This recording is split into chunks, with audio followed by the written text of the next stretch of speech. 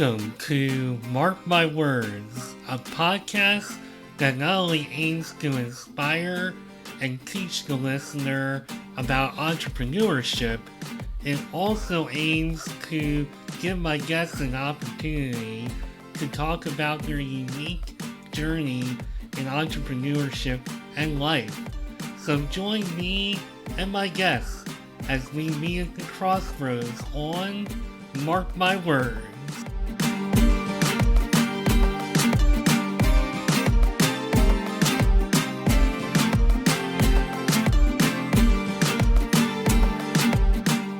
So, do you find yourself struggling to unlock your pet's full potential? Do you feel like you're falling short of creating a well behaved companion, the one that you envision that is always good and attentive and listens? My guest today, Brady Foulk, was in a similar position at one point. Apparently, according to one of his bios, he says that he hit rock bottom. And I can't imagine where rock bottom would be, but apparently Brady knows, and it inspired him to become founder and head dog trainer at New Direction Dog Training. And I say, welcome, Brady Folk, to Mark My Words. How you doing today? I'm doing fantastic, Mark. Thank you so much for having me. And yeah, rock bottom smells terrible. I'll tell you that. And I'll get in the full story later, but take it from me, you don't want it. Well, Get I out know before. I know as a person, I feel like I've hit rock bottom a few times in life. I mean, I went through a divorce many years ago. That was pretty, I felt like I was pretty rock bottom, but I think, I think we're alluding to something a little bit different, hopefully. But, so I'll Yeah. let you explain that before we get into just your path as a person. So, what was rock bottom for you? Yeah, rock bottom for me. And I think rock bottoms are great because they inspire action. You gotta crawl out of it. I remember I came home and the first thing that hit me was the smell, like I mentioned. Uh, Terrible, terrible smell. If you've ever smelled dog poop before, that was the first thing that hit me. And I opened up the door, and of course, there was like four piles of poop, and I knew it was bad because like he even pooped on one of his bones, and I was like, Oh, oh man, like why'd you do that to yourself? There's so many other spots you could go. that is Um, bad. I Continue. know, right? And this is like I had left him for like an hour and a half, 2 hours to go out with friends, and he was like maybe 7 months old at the time, and he hated his crate, so I couldn't leave him in his crate because he would just bark and bark and bark. And we were in a small apartment by the beach in San Diego, and uh, I looked down, and the next thing I saw was like a chunk of my carpet missing, and I was like, well, there's a few $100 to the deposit gone. And then in the closet, I look over and there's like a shredded box. And I was like, oh no, what was that? And I got my dad a leather duffel bag, and he ripped through like the box inside of a box inside of a box to get to this duffel bag. And my new book, my Tim Ferriss Tools of Titans book, was like the first 30 pages were like shredded out. I was like, why didn't you rip up my old book? Like this one? So at that point, I had to go to Home Depot and go get a carpet cleaner and clean everything. And I was like, well, I really need to figure out this crate training thing because like it's kind of dangerous. I don't know how much of the carpet he actually ate. And it's like expensive. I'd rather have spent the money on a trainer than I would have like paying to fix up my carpet now and renting this carpet cleaner for the next day. And not to mention all the time that it takes to clean your carpet and like get that smell out. Like oh man, terrible. Um, so I found a woman named Susan Garrett, and she's a world agility champion from Canada. And she's done this with not just one dog, but with multiple dogs, 7 dogs, I believe. And I paid her money. I invested money to learn how to crate train my dog, how to teach him how to come when called with the recallers program, how to teach him tit or tricks, how to do some agility stuff, like all sorts of different fun things. I've taught him how to get a water bottle out of the fridge and then shut the fridge door, right? Like I've taught a pig how to paint. And I say all this not to impress you, but to impress upon you that animals are brilliant. I like to let people know that the average dog, may it be a Pomeranian or Chihuahua or a Border Collie or German Shepherd and anything in between, they can learn 165 words. So I have a feeling your dog can learn 20 or 30 words quite easily. You just don't know it yet. And that's why I'm here to share some insights and some tips and tricks for dog training and leadership and elegant leadership specifically. Well, first of all, I actually cannot really smell hardly anything. So Lucky you I in some ways. most of the time I feel pretty lucky that I can't. And when I hear stories like this, I'm like, this is what my wife is telling me about all the time, that I'm lucky I can't smell. Because without, first of all, without her, I would really be in trouble because I need somebody to be able to smell. But Yeah. yeah, I don't like the sight of poop. I don't think anybody really likes the sight of it. So definitely feel for It's you there. terrible. And that is definitely a rough story. And I'm sure that is not why you went to college for business administration. And I would actually be curious to know, and I shouldn't even say usually, I always ask this, what what were some things you were dreaming of before dog training, before maybe even going to college? Was being a business admin major something that you had your mind set on? Did you have any other thing that you wanted to do? Yeah, I'm not a college graduate. I'm like three classes away from getting my associate's degree. I couldn't pass Spanish class. Oh. Um, and now my girlfriend's Colombian, so she helps translate everything for me. And like Oh, we've been all over. you could go What? back now. You could get it. I could, I could. Um, so I thought about it. My parents get on me all the time to get it, but I went out and I got real life experience. I started working at In and Out. That was one of my first jobs, and then I went to Tiffany and Company, and I was selling jewelry there for a little while, and then Amazon as a packer, and that was a tough, hard job. And I went and worked at Apple for a little while, and that was fun. I learned a lot about leadership there, and then I was working at an insurance company. I was working, making good money there, and I'd been there for about 3 years, and it was the day after my birthday. We came back on like a Monday, and times were getting slow. It was towards the end of 2019, and they let me know that I was the last one hired, so I'm the first one to be laid off because business isn't going as good as they thought. So they let me go, and I was like, this is when Bumblebee was maybe like a year and a half old or so. So he was a little bit older from this previous story that I told. It had been a year, and at that point, I was helping friends and family with their dog and sharing some of the tips and tricks I learned for teaching them to come when called and crate training and teaching them rollover and all sorts of different tricks, right?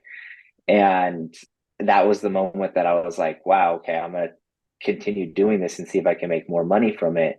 Or not even more money. I wasn't charging anything then, but I was started charging $25, and then I was started increasing my prices, but then COVID happened. So then I had to like pivot back to $25 lessons on Zoom, which is really interesting.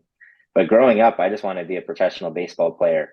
And I played in college for a little bit. And then when I hurt my arm, hurt my legs, and I was like, nah, I can't do this like long term. So I need to go get a real job.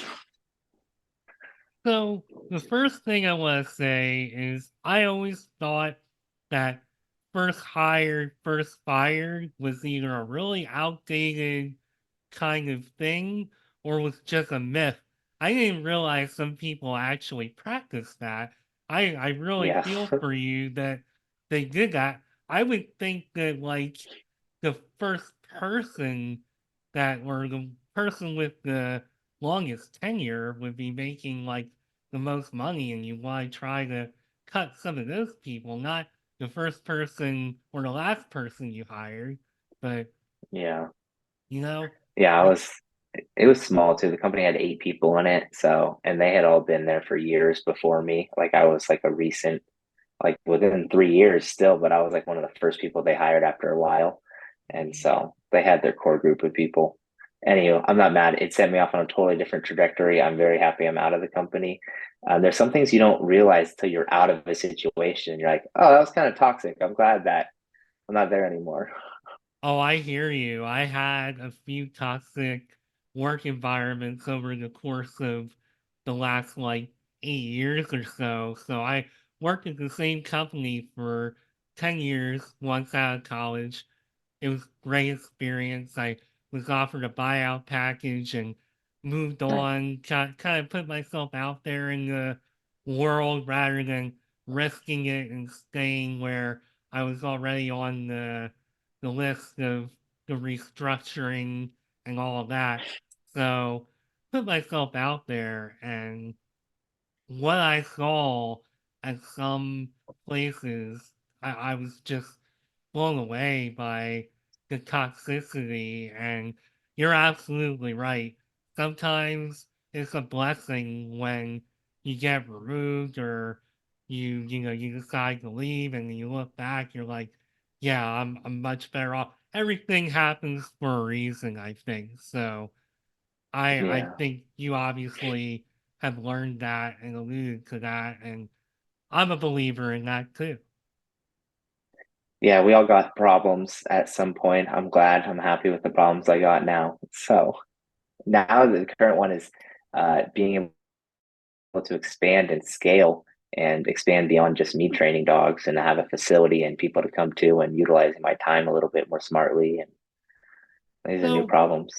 So when you first left that job, and it kind of sounds like you were like basically thinking, okay, I'm going to charge X amount. Then you may or may not have done your research, and I'm just, I feel like this is something that I might enjoy doing. I'm just gonna see where it goes. It doesn't sound like you really were like, well, I'm gonna have a business and I have a Mm-mm. structure. Doesn't sound that way at all. Talk a little bit about like just the roots and the progression of everything. Yeah, I've always done real well with organic clients and referrals. So that's how a lot of it started. And people are like, can you just help me out? Like, what do you charge? And at that time, I had imposter syndrome. And I'm like, well, is this mother with three kids and a dog really going to listen to this 23-year-old? And I've done some work to realize that yes, and it is a blessing at my age. I bring vitality and I bring energy and I bring a different perspective to how I see things, and all are very valuable. And as I started first, because and also with dog training too, you got to realize it's you're training the dog, yes, and also the person. So you have to enjoy both communicating to the person and the dog. And at first, I like talking to the dogs more than the people. And then I had to learn some skills of how to communicate better with them and help facilitate them transforming and becoming a trainer, not just Brady, like, how do I fix this, you know? Did you take? So, Oh, sorry. Go ahead. You have a thought. no, I'm go. sorry. No, no, you're totally good. Okay. Well, then I'll I'll ask what I was gonna ask. Did you take anything away from some of the experiences you had leading up to it? You mentioned you learned something about leadership, and gotta imagine being in, working with people like In and Out Burger, you're dealing with customers and your fellow employees, and that's all. I've been in environments like that. It's very, very social. What did you learn? Did anything help you from those experiences to become a better communicator with your clients, with the dogs? Yeah, working in and out or Apple and stuff. Yes. Yeah. Yeah, no, they help a whole bunch. Even Apple, a lot of the problems that come up, I may not have personally have experienced the problem, but when we were in training, they took us through an exercise and they would present us the problem, like someone broke their screen or their microphone's not working, whatever it may be, you know? And there was all the people who had been hired, and we would have to show an expression on our face showing like empathy and like what it would be like if that situation. We can't just be laughing at the customer, you know? So it teaches you like sensory acuity, like being aware, acutely aware of like what you're doing with your face and how you're expressing empathy, and then how to help and guide customers, especially a little bit older customers, to solve their own problems and directing them what to do instead of you just taking their phone and being like beep boop bop beep boop and then like fixing it, like here, there you go. Like actually like, okay, can you take the time to like go into your settings and then scroll down and like get this one? But doing it with a little bit more enthusiasm too. And uh using these skills, I do this a lot with dog training where sometimes the dog's brain works like this. Like they have to learn whatever it is you have to teach them. But if you do it in this way, like they can learn really quick. So they'll pick up on these patterns really fast.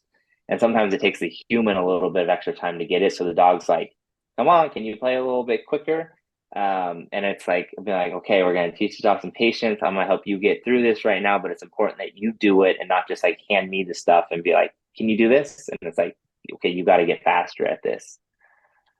So Oh, you talk a lot about uh just kind of what you were alluding to there as far as like the right I don't even know if I want to say the right way directly, but a very good way to communicate with your dog and communicate and to just build that relationship where they're acting the way you need them or want them to act.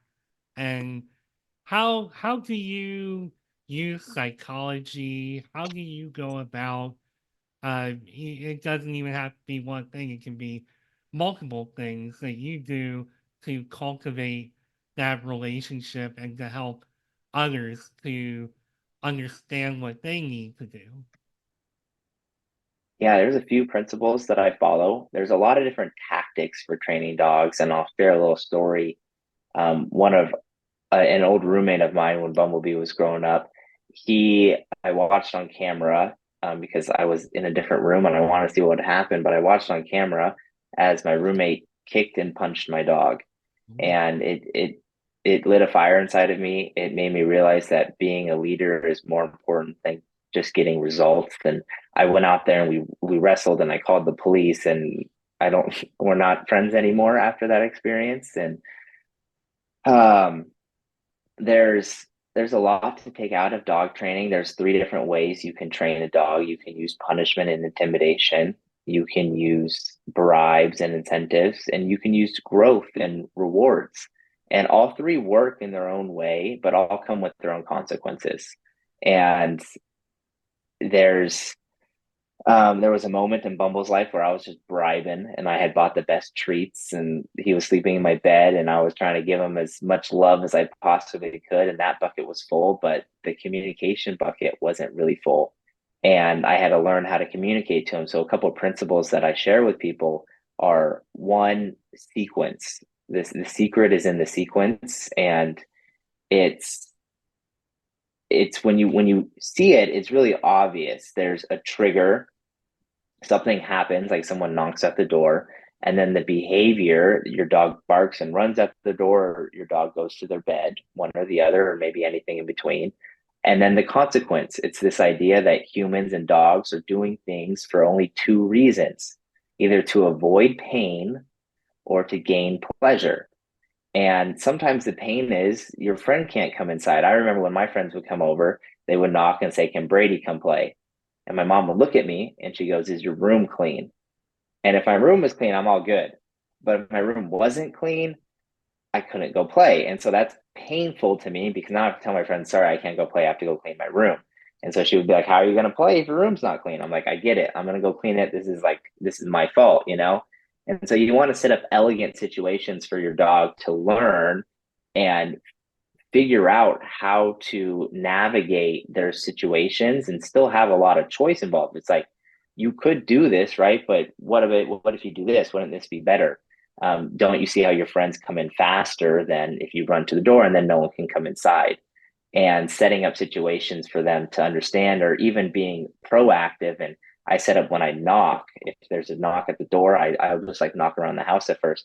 I trained that to mean run to your bed. So I'm like anticipating someone knocking, and they already understand, like when I hear a knock, I go to my bed. And so it's just setting up little things like that is how I use the psychology of one of is Pavlovian classical conditioning, and then the other one is operant conditioning, like ABA therapy, where you're basing what happens, you're shaping the dog based on this idea of pleasure and pain. And I am not a trainer of dogs by any stretch. I told you, I believe, before we started that I had two, and I did have two cats, and I'm down to one. But just my own personal experience, I'm relating to a lot of what you are saying, and I think just for me as a pet owner, I always like to try to understand their nature as well, and just what they need, because I have been through some things with them. I shared these pets with somebody else before I got into my marriage here, and there was a point where my cat was not, uh, the nails weren't, taken care of, and he wasn't like neutered yet. I kept telling the other person that I really think we need to take them in and take care of this. We didn't, Yeah. and they wound up going after. So it was a boy cat and a girl cat. He started going after her because, well, he discovered his manhood, and I think the story about your friend where all that stuff went down, it made me think of this because that relationship was shattered, and I had to like rebuild and try to, once we did take care of his manhood and cut that off, I finally got my say there. And I wound up with them because I broke up with her, and she even left them with me. I'm like, oh, well, they're better off with me. But Both yeah, of them? hmm, You pardon? got both of them? Yeah, I got both of them. Well, one of them just Okay. passed away recently, Hmm. but Sorry. uh, yeah, no, oh boy, that's a whole other episode there. Whew, that was painful. But Yeah, yeah, but it is. I I had to like re-socialize them and just get them to understand How'd you do each it? other. Pardon? How did you do it? That's a good question. I mean, it was a long time ago now, but I Hmm. basically just got with one cat, and maybe I used some treats or games and just tried to maybe show the other one that he was okay. And it was a very delicate reintroduction to where, I mean, they got along really great. After my former relationship, once we broke up, I mean, you never would have known there was a problem, which was amazing. And I don't, that's a good question. I don't even know how I did it. It was so long ago now. It was like 12, 13 years ago, but Oh, I wow, okay. basically just re-socialized them and just very slowly didn't force it, but just I had to really focus on them and focus on their nature and try to understand their nature. And I'm probably getting a little off track to your point, but it No, what not you at were all. saying felt relevant, and it made me think of all that. And it's important, the role you play as a trainer is really important. Thank you. Thank you so much. Yeah, I'll share a story a little bit later about a family that I helped where their dogs and their cats weren't getting along, and they had two cats and a dog, and there's a little bit of tension there. And I'll share some of the tips and tricks that I use to help them re-socialize because it is a interesting situation to navigate, and you want to make sure everyone's safe and everyone feels comfortable and everyone has their own space and um or you like have to use a muzzle or a crate to make sure that there's barriers or boundaries in place. But anyway, we'll get into that a little bit later. But yeah, it is a fun job being a dog trainer, and it's cool for how it relates. I'm the oldest of six, and I've gotten much more elegant in influencing dogs and people with how I communicate. And these skills are brilliant because you don't have to just use them for dogs. There's a wonderful book called Don't Shoot the Dog, and it talks about the practical implications of understanding these things to get your roommate to do their laundry or to pick up after themselves or to get your kid to move out of the house or your kids to stop screaming in the car, right? There's many ways you can handle problems. One of them is with physical pain and punishment, like I spoke about earlier. And it damages a lot of the relationship and it makes it harder to repair. Uh, and then there's more elegant ways like training an incompatible behavior or changing the motivation. So it's brilliant. But I say all this to let you know that uh, in our neighborhood, that our neighbors, their kids were outside, and my girlfriend was talking to our neighbor. And I'm a kid at heart. I have like this Rugrats sweatshirt that I love to wear around, and so they had their like this big ball that they were like throwing back and forth, like the brother and sister, and they were kind of having fun, but they looked kind of bored. And I was like, all right, we can make this more fun for sure, right? I was like, throw me the ball, and they're like, what? And I was like, throw me the ball, and they like threw it to me, and I caught it, and I was like, catch. And I threw it to the other kid and he missed it at first, but he was like, okay, this is interesting. And he got the ball and he like threw it to his sister and she like missed it at first. And then I was like, throw it to me again. And then like she threw it to me again. I was like, catch. I threw it to him again. And this time he caught the ball. And we went around like this for a little while before I was like, all right, now we're going to go over here. And then they were listening to me a little bit more because I connected and appreciated their world. And then we moved away a little bit. So we had some more space. I was like, all right, no hands now, only feet. Now we're playing soccer. Okay. So now I changed the rules on them. So now I'm testing like Simon Says in a way. And so they put the ball on the ground and we start kicking in. I know they both play soccer too. So they understand these rules already. And we kick it a few times, and then now I start to show off, and I start kicking the ball like really high and really far, and I start proving a couple points. And I played sports growing up, so a great one is, are you faster than the ball? Right, and this shows like teamwork. Is it better for you just to pick up the ball and run it from me to you, or can you just kick it and pass it to someone, and you save a lot of time and a lot of energy? So then we got the sister on one side and the brother on one side, and I got the ball, and I was like, all right, I'll give you a head start, go. And she starts running, and I kick the ball, and sure enough, it beats her there. And she's like, all right, let me do it again. And I was like, all right, come on, let's do it again. Let's do it further this time. And so we backed up, like doubled space. And I gave her a big head start, and I kicked in. I beat her again. And she's like, oh, man, what the heck? And I was like, what did you learn? She's like, oh, the ball's way faster. And so it shows like working as a team for these things. And finally, I kicked the ball really high and got stuck in the tree. Oh wow. And their faces, right? Their faces went immediate to like shocked and disappointed. And they looked at me to see what I was going to do. And I was just laughing. And I was like, oh, this is great. This is another adventure. We got to get this ball down because you know how many balls like I was stuck in the tree? Like the other day, I climbed our tree in the backyard to get a dog toy down because I threw it in the tree on accident. Oh boy. Um, so they look at me and they see me laughing, and then they start laughing and they're like, "All right, what do we do?" And I was like, "All right, we're gonna get a broom." And so we went and found a broom and we like got the ball out of the tree, and then we continued playing. And then as we were playing, one of the kids he fell and like cut his hand a little bit. He tripped and he started crying, and I was like, "Can I see it?" And he like showed me his thumb, and I was like, oh man, what color blood is that? Like, how red is that? And he like started looking at it. I was like, that looks like really healthy blood, man. That means you're Oh really boy. strong. And he was like, he was like, huh? I was like, man, that's the strongest color blood that I've ever seen in a while, man. Like, whew, that's tough.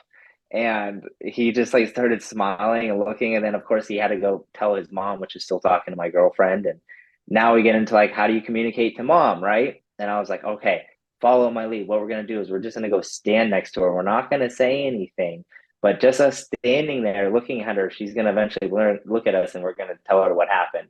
And we went over there and we like stood and we looked at her, and eventually she looked at us and we're like, and we showed her his thumb, and I was like, look at how, like, look at that color of blood. Isn't that like, isn't he super strong? And he's like, oh wow, that's super strong. We should go get some band-aids and make sure we clean this up and make sure it's all healthy and you stay super strong.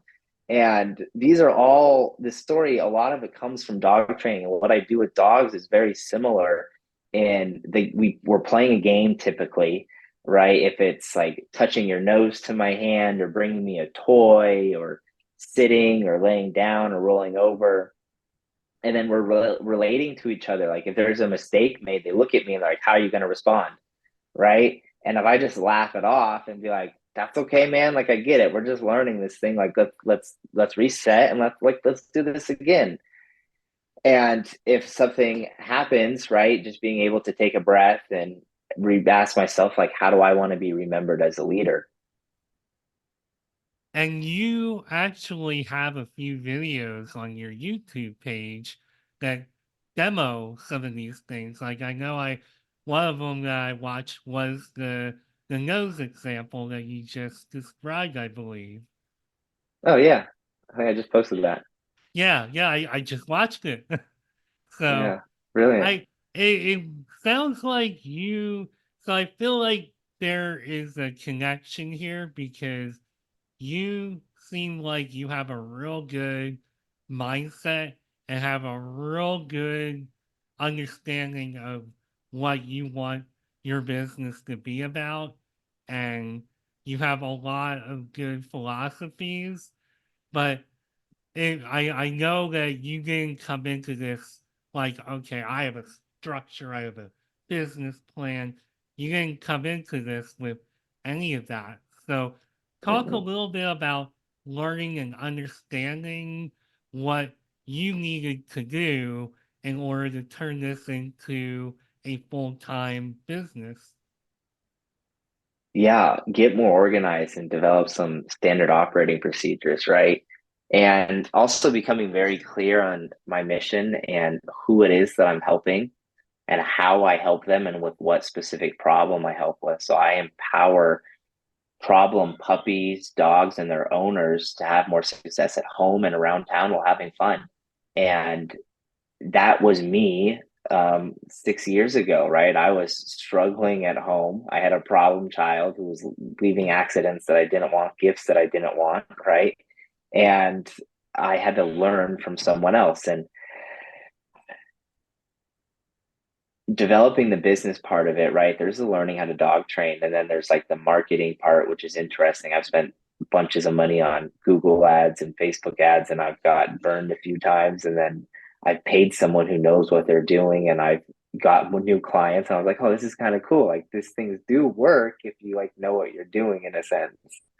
So I've learned some lessons the hard way because I'm the oldest and I like to learn through pain sometimes and make some mistakes and be like, okay, well, I shouldn't do that again because that costs me a little bit of money. And from there, partnering with business people to help and I can ask questions from, like having coaches is helpful. And then understanding my value systems and like what it takes for me to get my cup fulfilled because like I'm not always a dog trainer. Like a dog training is just a hat that I put on. So separating business and life, like we were talking about earlier, is important too because dogs, we have two dogs of our own. They're alive 24/7, right? So they're constantly changing and growing. And you got to be able to like take some time away from them and give them their nap time and you step away and you breathe. And then I go and work on the tech wizard stuff of building a website or the marketing or the copying part and using ChatGPT and helping me write new copy and email marketing. And there's lots of parts to it, but they're good problems to have. And I'd rather be doing this than working in and out. Yeah, I mean, all respect in the world to anybody working in retail or fast food, but those are tough businesses to be in. There's a reason that I worked as hard as I did to remove myself from those type of industries. They're Yeah. tough. So one thing that you mentioned was values. So I don't want to sound like a corporation start asking you about values, but I'm going to do it anyway, I guess. So if you can, because it sounds like you need a certain set of values to train dogs and to especially be that leader to help people to understand their pet and to train them as well. What, if you can you think of any values offhand that really define what your business is about? Yeah, most definitely. I feel the top ones are healthy and vital. You have to make sure that you got nutrition, you're going on walks, you're getting those things taken care of, and your the dog is feeling safe and secure in those areas. You can't go anywhere without those. And for me too, I got to make sure that I'm healthy and vital. I'm drinking water and my protein shakes because if I don't, I get grumpy, and then that messes up my second value, which is being loving and warm. So if I can look at things from the perspective of like love and warmth rather than like frustration or embarrassment, right? Those are some of my moving away from values. Like I embarrassment and frustration, those are challenging to reach because I've set them up that way now.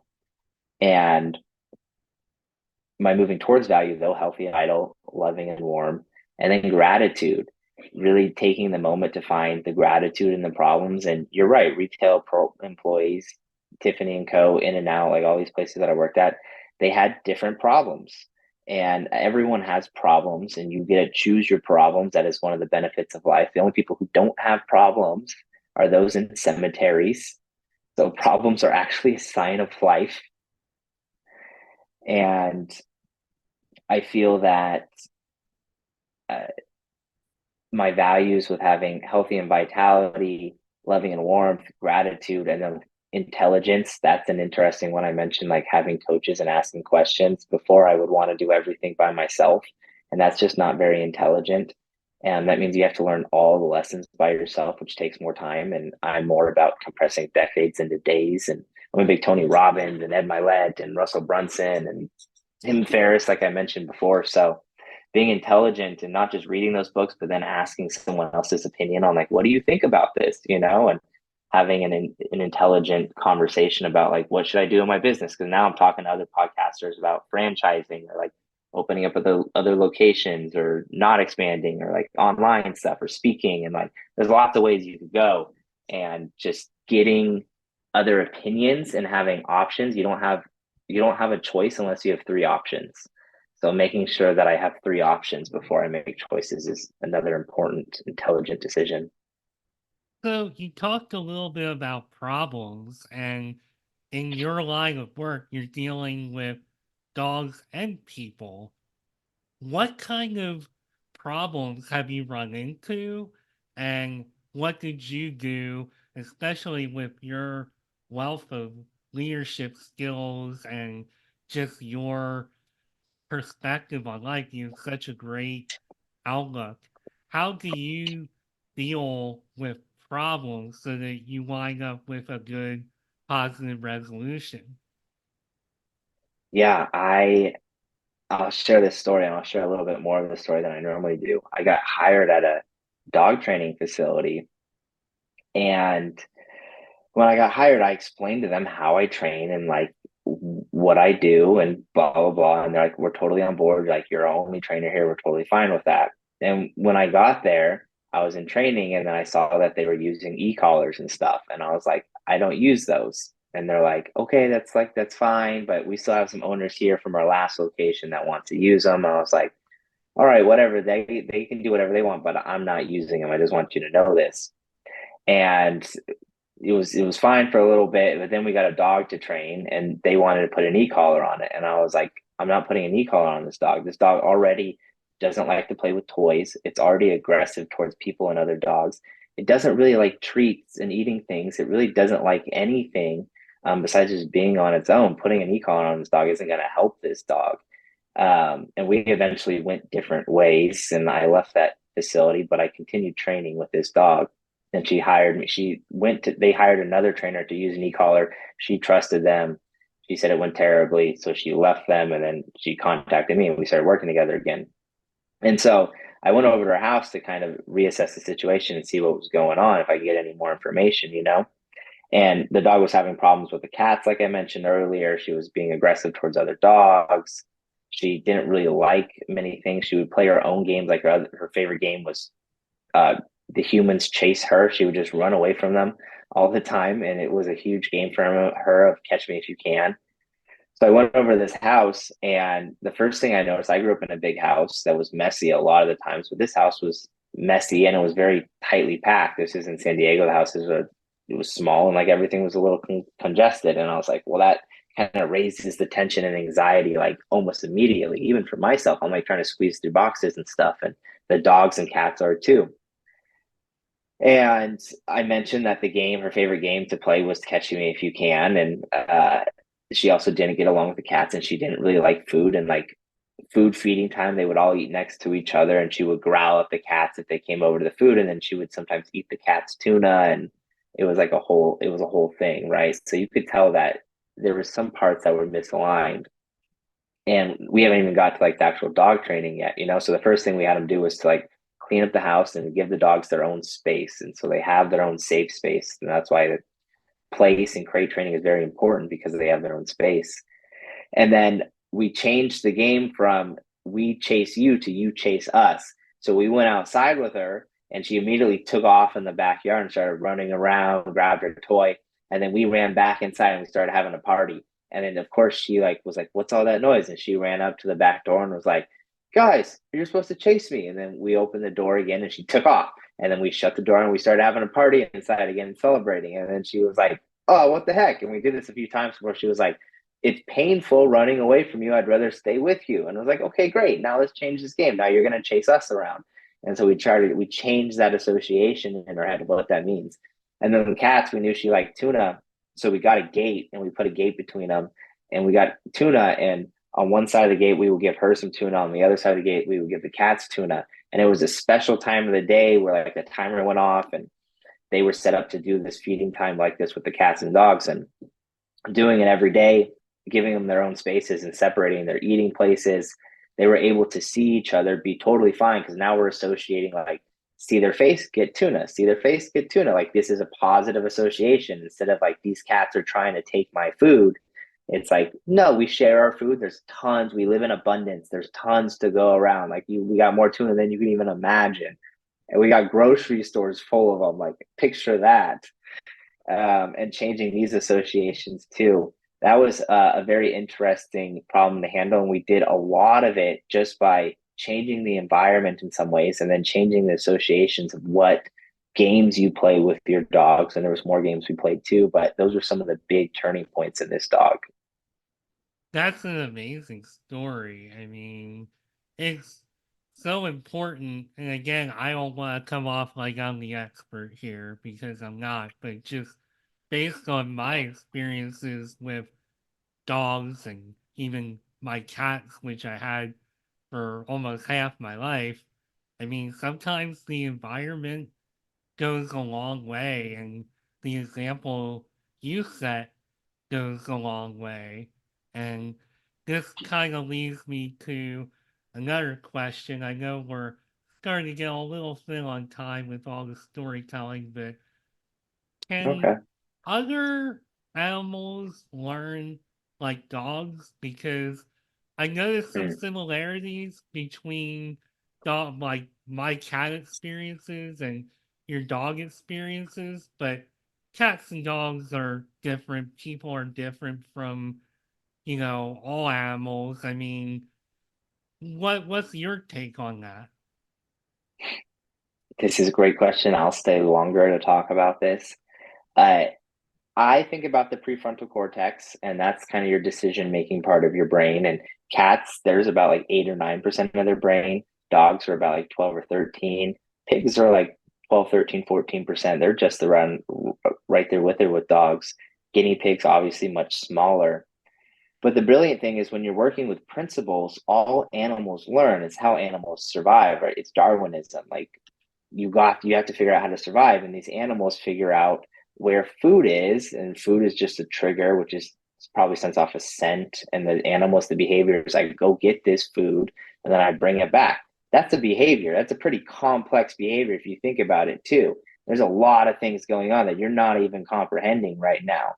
Ants are very intricate animals, and they're still learning, so you can train animals. I have two guinea pigs, and you can train them to touch their nose to a little target. And it's how they train dolphins at SeaWorld and other places to do things. They train them to touch a ball on the end of a stick. And then they can raise the ball up, and the dolphins will jump up and try to touch it and do a flip in the air. And that's how they train them to start doing flips underwater and stuff. So you can train any animal to target anything. I've seen goldfish be trained to target. Like you could like tap on the water, and the goldfish will like, and then drop like a piece of food, and the goldfish will swim over to you, and so you tap over here and the goldfish will come, and then you drop a piece of food, and then soon enough you don't got to drop food, you can just tap on the water and your goldfish knows how to come when called now. It's like the most mind-blowing thing. And then you get a hula hoop, and you put a hula hoop out and you tap on the other side and it goes to the hula hoop, and now you have a goldfish that goes to hula hoops. And the same thing with guinea pigs, right? You can train them to do the same things. So all animals can learn.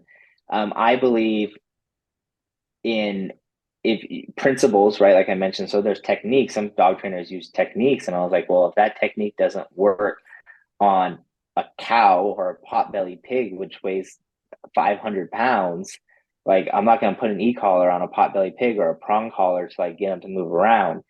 It's much more humane to teach them to touch their nose to a target and then to walk over here, put the target over here, and they walk over here. It works way easier, and it works for both sides, right? It's not just me being a big strong leader telling them what to do. It's like, hey, can we work together to get over here because this is for your health? Like I want to help you. So did I answer your That's question? that's no, that's amazing. That's exactly what I wanted to know because I as you know, I had a dog growing up, and I knew that dog. We were both the same age, so we like grew up together. Then I had another dog, and then I had the cats for a real long time. I still have one of them, so I'm more relating, I think, to the cats than like those experiences. So I Yeah. thought it would be interesting to get your take since you're the dog expert, but you obviously have a lot of knowledge with all different types of animals, and just coming to towards the end here, I just want to ask, what is next for you in your business, and how can people find you, and how can they work with you? Yeah. For your cats, first off, like I like thinking about this, you can just buy a target stick on Amazon and start training them to touch this thing, and they get quite proficient. And clicker training is known to work on all sorts of different animals too. So that's the tip and trick for the day. To find me, I'm teaching my littlest puppy Curiosity, who's 8 months or 9 months old now, how to ride a skateboard. So we're like 28 days into it now. And I went on Amazon and I bought a kid's skateboard. And this skateboard I thought was going to be half the size of a regular skateboard. It's like a quarter of the size. It's very small, but we're utilizing it anyways. I had like a balance board, so I taught her on that first, and now she's balancing on this little skateboard.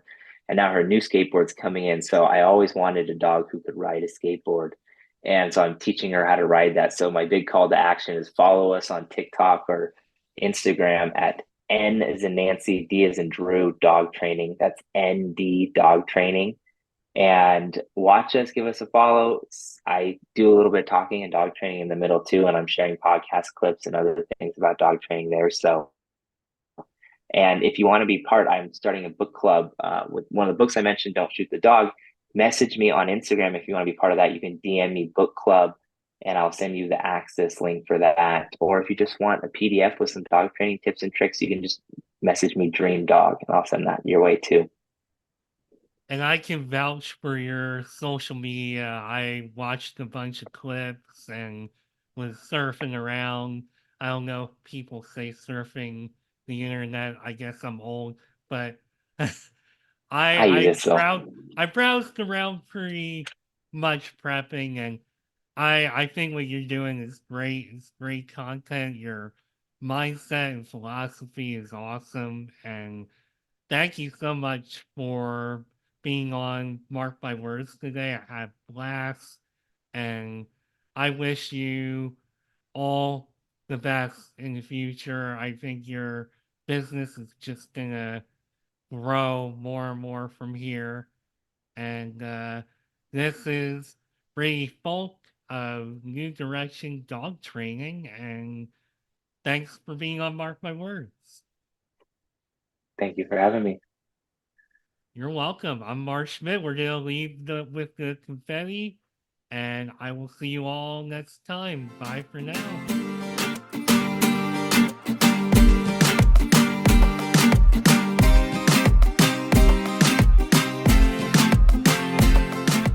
Thanks again for taking time out of your busy day to listen to Mark My Words. If you would like to connect with me beyond the show, you can find me on LinkedIn at Mark Schmidt, where I will be talking about entrepreneurship, careers, and anything else that is on my mind.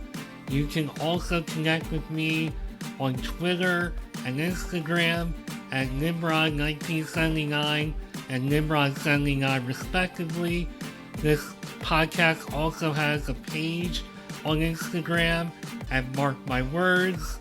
And finally, if you want to leave me a voicemail or check out what I'm up to with the podcast, come find me at podpage.com/mark-my-words. Thanks again for listening, and I'll be back with a new episode soon. Bye for now.